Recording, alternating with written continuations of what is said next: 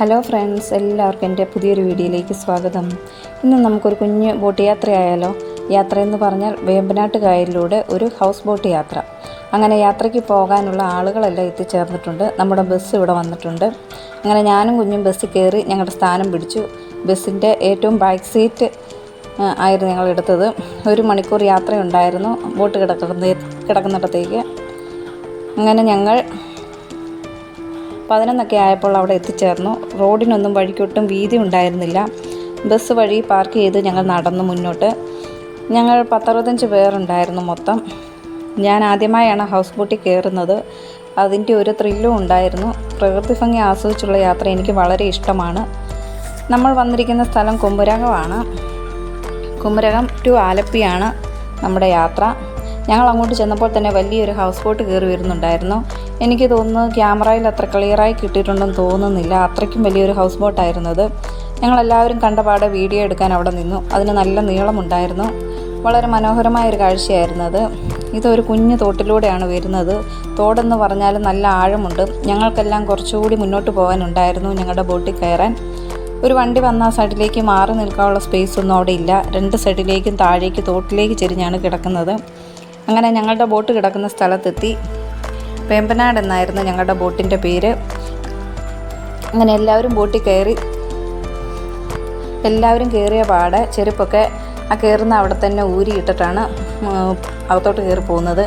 എല്ലാവരും വന്ന പാടെ മുകളിലേക്ക് തന്നെ കയറി. താഴെയെല്ലാം റൂം സെക്ഷനാണ്. 4 റൂമുണ്ട് താഴെ.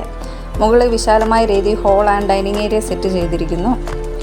ബോട്ടിൻ്റെ മുകളിലായി ബാൽക്കണി ഉണ്ട്. അവിടെ കയറി നിന്നാൽ നല്ലൊരു മൊത്തത്തിലുള്ളൊരു വ്യൂ കിട്ടും. ആലപ്പുഴ എന്ന് പറഞ്ഞാൽ നമ്മുടെ മനസ്സിൽ ആദ്യം ഓടിയെത്തുന്നത് എന്തായിരിക്കും?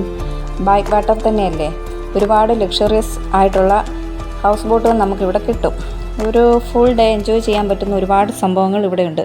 നല്ല നല്ല കാഴ്ചകളൊക്കെ കണ്ട് നല്ല ഫുഡൊക്കെ കഴിച്ച് റിലാക്സ് ചെയ്യാൻ പറ്റിയ ഒരു സ്ഥലമാണ്. നല്ല ഹൗസ് ബോട്ടൊക്കെ എടുത്ത് ഫാമിലി ആയും ഫ്രണ്ട്സായും അടിച്ചു പൊളിക്കാൻ പറ്റിയ ഒരിടം തന്നെ. പക്ഷേ എൻ്റെ കാര്യത്തിൽ നമ്മുടെ കുഞ്ഞിനെയും കൊണ്ട് വന്നിട്ട് അവൻ എനിക്ക് ഒരു തരത്തിൽ റെസ്റ്റ് തന്നിട്ടില്ല. ഫുൾ ടൈം ഓട്ടം. നമ്മളെ നിലത്തും താഴെയും നിർത്തിയിട്ടില്ല. അങ്ങനെ ഞങ്ങൾ കാഴ്ചയൊക്കെ കണ്ട് മുന്നോട്ട് പോവുകയാണ്.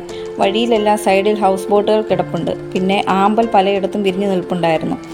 സൈഡിലെല്ലാം റിസോർട്ടുകളും മീൻ പിടിക്കാനുള്ള ചീനവല പോലെയുള്ളതൊക്കെ സെറ്റ് ചെയ്ത് പലയിടത്തും വെച്ചിട്ടുണ്ടായിരുന്നു. നിറയെ തെങ്ങും തോപ്പുകളായിരുന്നു. അങ്ങനെ മനോഹരമായ കാഴ്ചകളൊക്കെ കണ്ട് മുന്നോട്ട് പോവുകയായിരുന്നു ഞങ്ങൾ. ഇവിടെയെല്ലാം പലയിടത്തും ആമ്പൽ വിരിഞ്ഞു നിൽപ്പുണ്ടായിരുന്നു. സമയം കഴിഞ്ഞു പോയിരുന്നാൽ അതെല്ലാം കൂമ്പി തുടങ്ങിയിട്ടുണ്ടായിരുന്നു. ഞങ്ങൾ ചെന്ന സമയത്തൊക്കെ ആമ്പൽ വിരിഞ്ഞു നിൽപ്പുണ്ടായിരുന്നു.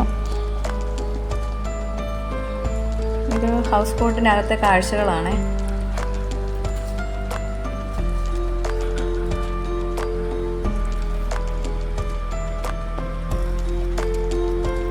പിന്നെ താഴത്തെ കാഴ്ചകളൊക്കെ കാണാൻ വേണ്ടി ഞങ്ങൾ താഴോട്ട് ഇറങ്ങി. 4 റൂമാണ് താഴെ സെറ്റ് ചെയ്ത് വെച്ചിരിക്കുന്നത്. ചുവരുകളിലെല്ലാം ഓരോരോ തനത് ശൈലിയിലുള്ള വർക്കുകൾ ചെയ്തിട്ടുണ്ടായിരുന്നു. നല്ല ഭംഗിയുണ്ടായിരുന്നു കാണാൻ. റൂമിനകത്ത് കയറുവാണെങ്കിൽ നല്ല രീതിയിലെല്ലാം സെറ്റ് ചെയ്തിട്ടുണ്ട്. ടോയ്ലറ്റ്, ബാത്റൂം, വാഷ് ഏരിയ, കട്ടിൽ, അലമാര അങ്ങനെയെല്ലാം അവർ വെച്ചിട്ടുണ്ട്. റൂമിലെ കർട്ടൻ മാറ്റിയ വെള്ളം നമ്മുടെ തൊട്ട് കീഴിൽ കിടന്ന് ഓളം അടിക്കുന്ന കാഴ്ച അത് വളരെ മനോഹരമായൊരു കാഴ്ച തന്നെയാണ്.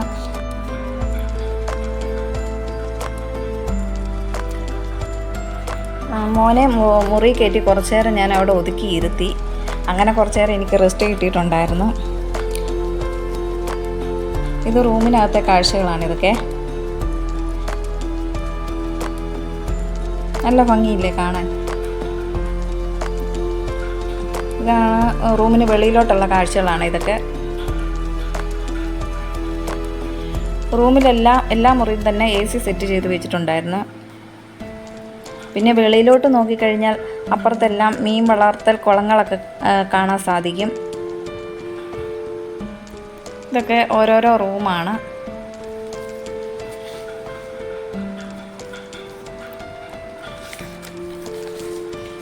ഇതൊക്കെ റൂമിൽ നിന്നുള്ള കാഴ്ചകളാണ്.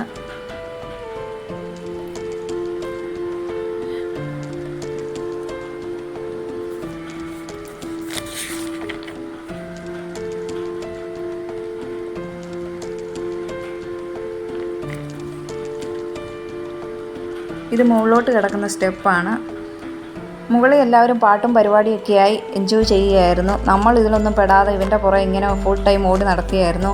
മുകളിൽ ബാൽക്കണി കുറേ പേർ വ്യൂ ഒക്കെ ആസ്വദിച്ച് നിൽപ്പുണ്ടായിരുന്നു. ഇപ്പോഴും നമ്മൾ കായലിലോട്ട് കയറിയിട്ടില്ല, കയറാൻ പോകുന്നേ ഉള്ളൂ. ഇതൊക്കെ റിസോർട്ടുകളാണ് സൈഡിൽ.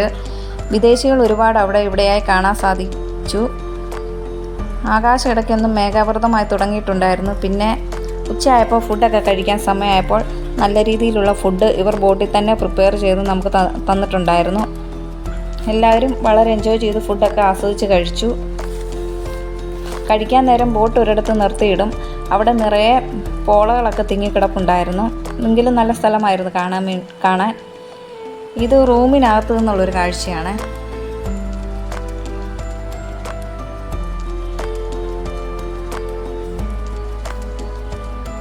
എങ്ങോട്ട് തിരിഞ്ഞാലും ഹൗസ് ബോട്ടുകൾ അങ്ങോട്ടും ഇങ്ങോട്ടും പാസ് ചെയ്യുന്നതാണ് കാണുന്നത്.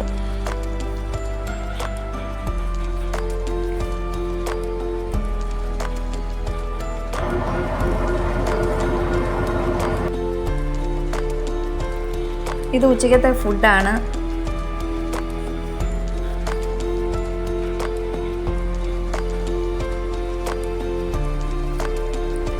എല്ലാവർക്കും നല്ല രീതിയിലുള്ള വിശപ്പുണ്ടായിരുന്നു. അത് കാരണം എല്ലാവരും വളരെ കാര്യമായിട്ട് ഫുഡൊക്കെ കഴിച്ചു. അതിനുശേഷം താഴെ ഞങ്ങൾ റൂമിൽ വന്ന് അവന് ഒരു കൂട്ടുകാരിയെ കിട്ടിയിരുന്നു. അവർ രണ്ടുപേരും ഭയങ്കര കളിയായിരുന്നു റൂമിൽ കിടന്ന്.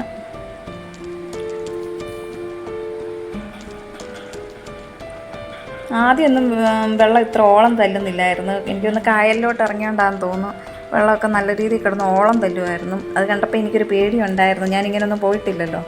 പിന്നെ ഇത് ലിവിങ് ഏരിയ പോലെ കയറി വരുന്നിടത്ത് സെറ്റ് ചെയ്തിരിക്കുന്നതാണ്. അവിടെ TV ഒക്കെ വെച്ചിട്ടുണ്ട്, ആവശ്യമുള്ളവർക്ക് വേണമെങ്കിൽ കാണാം.